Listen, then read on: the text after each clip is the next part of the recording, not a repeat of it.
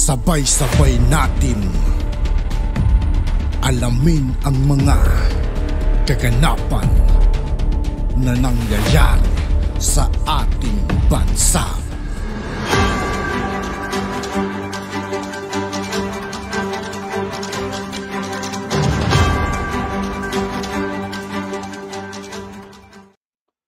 Yo, what's up mga kaibigan? This is Aitoki po again. Ngayon nandito ulit tayo sa channel ni Pinas News Insider. Dito ulit tayo magbibigay ng komento at reaksyon. Kaya samahan nyo ako guys. Let's go! Ang nakakagulat, viral at trending ngayon sa mundo ng social media ang di umani balitang nagwagi di umani si Atty. Dalia doon sa di umani ginawa nitong pagsulong sa pagbabago ng pangalan ng ating pambansang paliparan na from NAIA or Ninoy Aquino International Airport ay gagawin nitong MIA or Dapat lang talaga palitan yan. Palitan ng pangalan NAIA. Dapat talaga gawing MIA yan. Para kahit paano may balik yung dating pangalan ng NAIA. Gawin nilang MIA, di ba? Manila International Airport. or Manila International Airport dahil ayon di mo sa kanya ay ito naman daw talaga ang dapat na pangalan ng ating pambansang paliparan at hindi daw Ninoy Aquino International Airport kasi in the first place ay hindi naman daw naging presidente ni Ninoy Aquino ng bansang Pilipinas. Sa akin hindi naman siya naging bayani, di ba? Hindi naman naging presidente. Hindi naman naging bayani, di ba? Sila lang din ang kaon dyan. Yan yung sabi nilang may halong pamumulitika. Di ba? Paglapag mo pala ng airport, kita mo na agad Ninoy Aquino. Di ba? Dapat palitan na yan, yung pangalan na yan, gawing Manila International Airport. Mas lalong hindi daw talaga siya dapat tatawaging hero kasi nga sa totoo lang di umano ay ang mga Aquino pa daw di umano ang naging dahilan kung bakit hanggang ngayon ay naghihirap pa rin ang mga marami sa ating mga kababayan. Ito ang mainit na balitang pinuputakti ngayon ng samot-saring komento mula sa marami sa ating mga kababayan at marami nga sa kanila ngayon ang hindi napigilan ng kanilang sarili na maglabas ng kanilang hinang at komento sa mundo ng social media. Pero bago pa lamang kayo sa channel na ito, huwag kalimutang i-click ang subscribe at notification bell para mas mangyatili kayo lalo sa lahat pa ng bagong videos na i-upload namin. At yun nga mga kababayan, mainit na pinag-uusapan ngayon sa mundo ng social media. Ngayong nakaupo na sana si Atty. Gadon. Sana isulong niya ng isulong to para kahit paano yung mangyari talaga. May ibalik yung totoong pangalan ng NAIA na yan. Gawin talaga nilang MIA.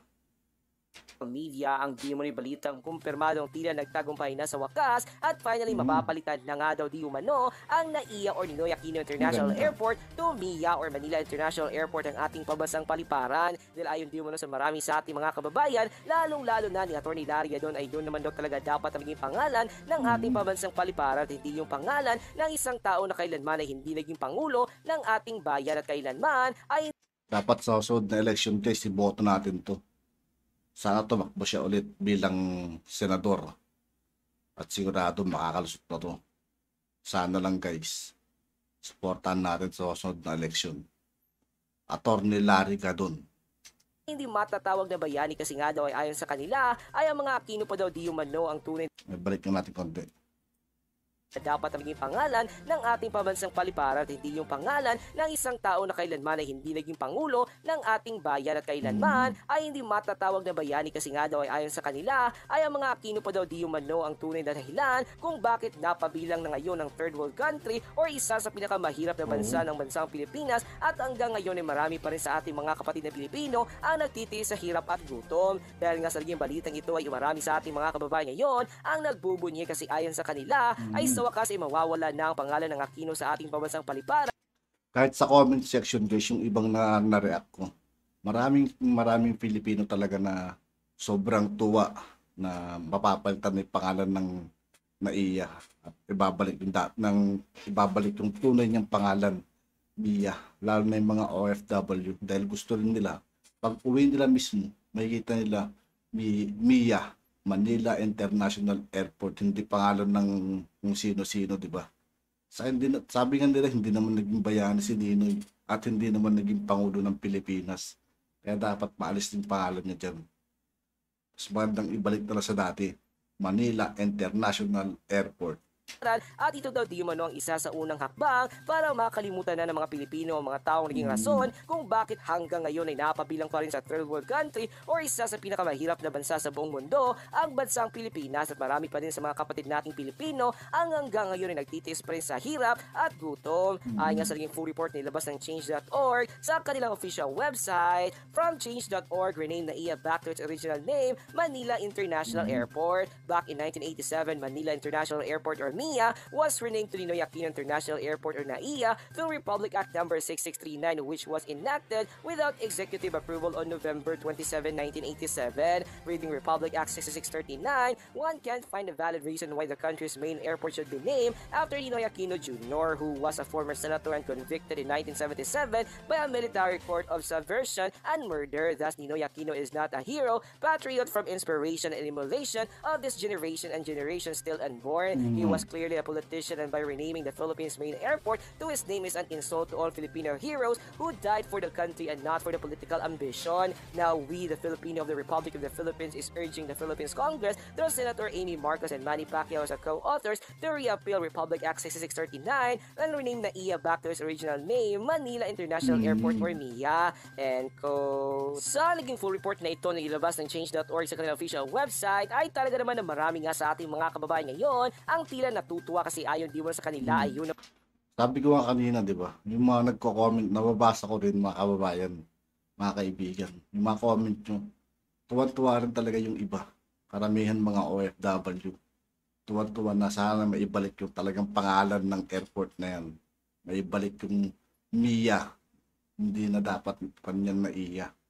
Walang halong politikong lalagyan pa kasi ng pangalan eh. No? Dapat wala na yan eh. May maganda-ganda naman pag sinabing Manila International Airport, di ba?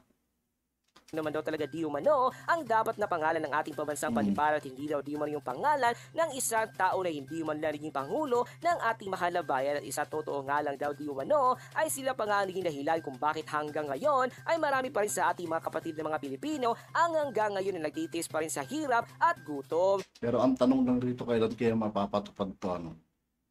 Kasi may mga lumalabas naman ng papel na gagawin ng MIA, sabi.